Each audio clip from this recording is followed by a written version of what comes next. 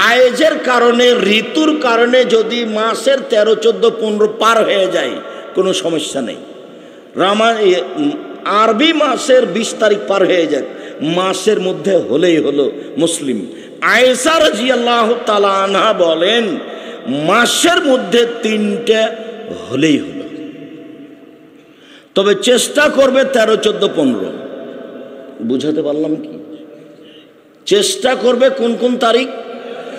13, 14, 15।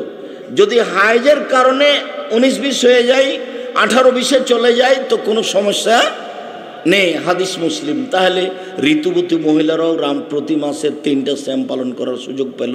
এবার চলেন যায় শ্যামে আমি আরাফা, আরাফার দিনের শ্যাম, শ্যামে আমি আরাফা, আরাফার দিনের শ্যাম। আহতা সিবু ইলাল্লাহে আইয়ুকাফিরা সানাতাল্লাতি কাবলাহু সানাতাল্লাতি বাদাহু। আমি আশা করি কেউ যদি আরাফার একদিন শ্যাম থাকে, আগে পরে 2 বছরের পাপ ক্ষমা হবে। একদিন দিয়ে 2 বছর, একদিন শ্যাম পালন করলেই 2 বছরের পাপ ক্ষমা হবে।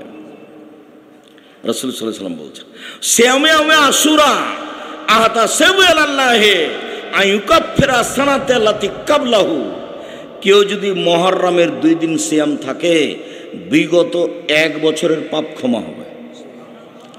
কেউ যদি মুহররমের 1 দিন সিয়াম থাকে, তাহলে বিগত 1